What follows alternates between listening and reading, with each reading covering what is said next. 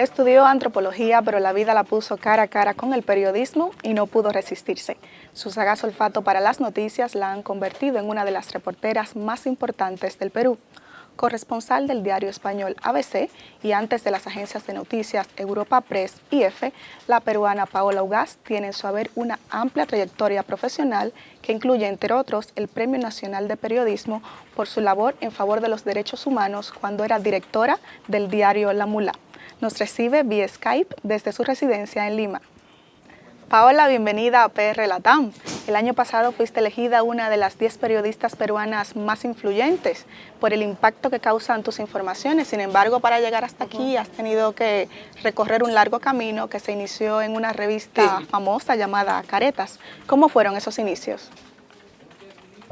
Bueno, yo estudié antropología y acabé de casualidad trabajando en la revista Caretas. Entré una mañana, me conocían por lo de antropología. Bueno, el director de Caretas, Marcos Hileri, en ese entonces no era director, me hizo la entrevista y entré como asistenta. Justo era la confirmación de que Alberto Fujimori quería ser presidente por tercera vez. Habían muchísimas irregularidades, había muchísima corrupción destapándose. Y entrar en la revista Caretas, ahí aprendí de periodismo. Yo no sabía cómo era el periodismo, digamos, y ese año, que era uno de los años más difíciles de Perú, date cuenta que cayó un gobierno, se descubrió la corrupción de Fujimori que asciende a $6.000 millones que se robó al país, Montesinos, que era su asesor, que era como su Rasputín. Entonces en esa vorágine yo aprendí periodismo con Enrique Sileri Gibson, que es, digamos, un periodista que ya murió el año pasado, pero con el cual uno aprendía cada día, ¿no? La revista Caretas se llama Revista Gráfica Caretas, donde la imagen es importante. Tú puedes tener la mejor nota del mundo, pero si no había foto que lo acompañe o algo gráfico, no salía. Es una revista que es famosa por sus portadas. Tiene ya más de 60 años y las portadas juguetonas, donde hay mucho humor, porque en un país donde pueden pasar muchas cosas, tragedias o en la economía o en la guerra interna que pasamos, el humor siempre era como una buena válvula para contar las historias, ¿no?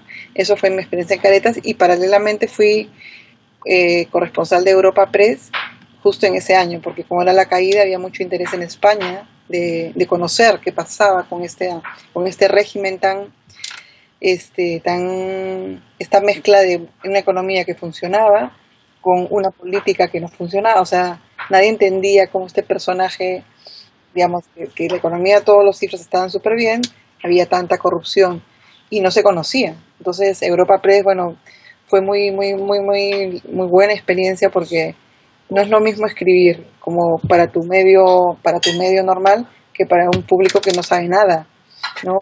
Mis primeras notas con mis editoras de Europa Press, además todo era por teléfono, porque, o sea, las primeras cosas yo nunca conocí a mis editoras de Europa Press. O sea, somos amigas, pero nunca las conocí en ese entonces. Explicarles el Perú y me decían: Paola, o sea, aquí nadie sabe quién es Montesinos Fujimori. O sea, si tú hablas en general, tienes que decir el ex asesor, el no sé qué. Entonces fue para mí una gran escuela también de cómo contar una historia, ¿no? Entonces, contar la caída de Fujimori, la llegada de Valentín Paniagua, y creo que eso me preparó mucho para la agencia EFE. En ese entonces, pues, después de eso fui productora de un programa periodístico de televisión que era Entre Líneas, y allí ya me llamaron para la agencia EFE, donde estuve 4 años, y la verdad es que fue una experiencia increíble, porque en la agencia EFE todo puede ser noticia, o sea, todo, y puedes escribir de todo, yo he escrito hasta de caballos, o sea, de todo, ¿no? Entonces, ¿no? O partidos de tenis o cosas que tú dices que nunca jamás vas a escribir, escribes, porque eso es, o sea, tienes que contarle tu país al mundo y que un lector en Australia que te lee en español te entienda y entienda la noticia. Entonces, creo que es una gran escuela, ¿no? Sí que tuviste que aprender mucho, porque después de eso comenzaste a dirigir un medio digital llamado La Mula, donde tenías a tu cargo más de 20 personas y tenías que supervisar todo el proceso de creación de las noticias.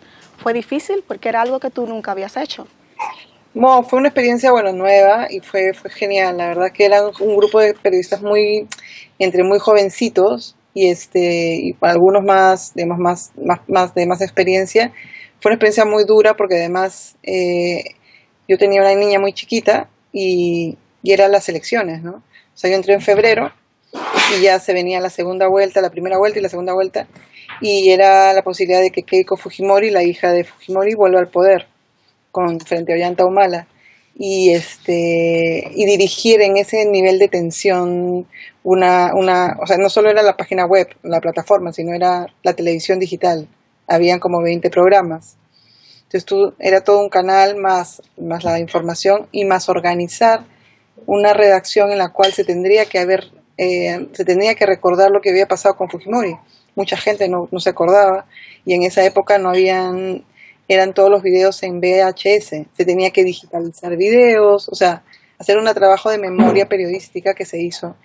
Y yo me acuerdo que entraba a las 8 y salía a la 1 de la mañana, era como que, porque había un programa que se volvió como top de 11 a 1 de la mañana que lo dirigía una periodista de tele que se llamaba Claudia Cisneros y era como el pico de la mula, o sea, ella traía las entrevistas y todo, no sé, los picos o sea, nadie se ve un programa en televisión por internet de 2 horas, o sea, nadie en general, pero como en este tiempo era tan importante por las elecciones y entre la primera y segunda vuelta, que habían récords, se caía la página.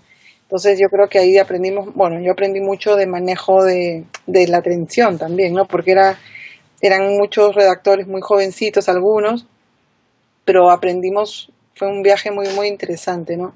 Y además tenías la presión de los familiares que acababan de formar parte de ser testigos para el juicio de Fujimori papá, y entonces ellos tenían el peligro de que si salía su hija, se tenían que asilar. Y ya se estaban los planes de asilo, los abogados también se iban a ir. Ellos estaban al borde de los nervios, ¿no? Porque era una posibilidad real de que Keiko sea presidenta. De hecho, entre Keiko y Ollanta Humala hay una diferencia solo de 140.000 votos, ¿no? Entonces, y en La Mula revelamos la foto de Keiko, que siempre le decía chavista a Humala, bailando el trencito con Hugo Chávez en una cumbre que hubo en Cartagena, cuando su papá estaba de presidente. Entonces esa foto también causó mucho revuelo y a fin de año nos dieron el premio al mejor, o sea, el Premio Nacional de Periodismo que lo dio la Coordinadora de Derechos Humanos a La Mula, ¿no? Entonces fue como una culminación de algo súper importante, de un trabajo muy fuerte que obviamente me congratuló mucho. Y a partir de allí ya dirigí 2 equipos más, pero digamos, La Mula fue como la prueba de fuego, ¿no? Para dirigir equipos, que es muy difícil, ¿no? Una de las facetas que mejor dominas del periodismo es la corresponsalía, porque primero iniciaste con Europa Press, luego seguiste en EFE y ahora eres corresponsal para el diario español ABC. Sí. ¿Cómo es eso de informar sobre la realidad local para un medio internacional? Bueno, la agencia EFE ya me preparó para eso, ¿no? Y además Carmen de Carlos, que es la corresponsal en Argentina de ABC, bueno, me llamó me dijo que buscaban en Perú, que si me interesaba, y claro que me interesaba y súper bien, y digamos, Perú tiene temas importantes que interesan a los lectores de la ABC, ¿no? Política tiene que ser hechos muy puntuales, ¿no? Que, digamos, la caída del primer ministro, algunas cosas así. Mario Vargas Llosa, que es otro tema también importante, algunas cosas arqueológicas como Machu Picchu, y ¿qué más? Y economía, ¿no? Economía sobre todo porque ahorita creo que España está mirando mucho cómo están el crecimiento económico de América Latina, entonces creo que por ahí van los temas, ¿no? No todo es importante para afuera tampoco, pero las cosas que sí son importantes son las que te acabo de decir, ¿no? Pero muy bien, yo ya conozco muy, muy fluida es mi relación con mis editores. Finalmente, haciendo un balance de todos estos años, ¿qué dirías que es lo mejor y lo peor que te ha dado el periodismo? Bueno, darle la voz al desvalido, ¿no? Este año yo estoy por sacar un libro junto con el periodista Pedro Salinas de jóvenes abusados en una secta católica de derecha que se llama el Sodalicium y que es un libro muy duro, muy parecido a la historia que se revela en el caso Caradima en Chile y Marcial Maciel en México, donde ellos por fin pueden hablar y contar todo el sufrimiento, el vejamen que sufrieron dentro de esta secta, ¿no? Entonces yo creo que lo más importante dentro del periodismo es darle la voz a esos que no tienen voz y que en alguna medida, en algún momento se pueda llegar a lo más parecido que es la justicia, ¿no? Además, hace ya 2 años, sacamos un documental sobre una tragedia llamada El Baguazo. Yo fui productora periodística junto con 2 periodistas más, y ese documental nos llevó a la Berlinale. Entonces, estar en la Berlinale, en el festival de cine más importante del mundo, con tu trabajo periodístico, yo creo que, bueno, es una de las cosas, de las alegrías más grandes que me ha pasado, ¿no? Entonces yo creo que, digamos, cada día es una historia diferente, cada día hay un reto diferente, nunca dejas de trabajar, pero hay pequeñas victorias que también te hacen, bueno, que te hacen sonreír, ¿no? Y en lo peor del periodismo, a mí lo que me preocupa ahorita en Perú es que se ha abaratado el trabajo del periodista, ¿no? Creo que también la llegada de las redes sociales creen que los periodistas ahora valemos mucho más poco, ¿no? Y entonces a los periodistas digitales les pagan muy mal, ¿no? No les pagan bien, y creen que el trabajo periodístico que es facilito, que se tiene que pagar. O sea, ustedes hablan en España del 1000eurismo. Bueno, bueno, aquí debe ser para la gente más joven, debe ser 200 eurismo o 100 eurismo. Es una locura cómo desprecian el trabajo periodístico, porque para ellos, comunicación, no sé qué. Entonces yo creo que en las redacciones estamos viendo un abaratamiento del trabajo periodístico que va en contra de una democracia que se está formando como la peruana, que tiene que haber periodismo importante, etcétera, ¿no? Pero eso es lo que está pasando. Por eso es que mucha gente, digamos, de mucha experiencia, como yo o Claudia Cisneros o otra gente muy importante, está fuera del sistema y tratando de sacar proyectos propios, porque dentro de los diarios ya no van a ser bienvenidas o bien tratados como tu trabajo periodístico, ¿no? Y eso es una pena, ¿no? Una realidad lamentable con los periodistas peruanos. Ojalá y las cosas mejoren.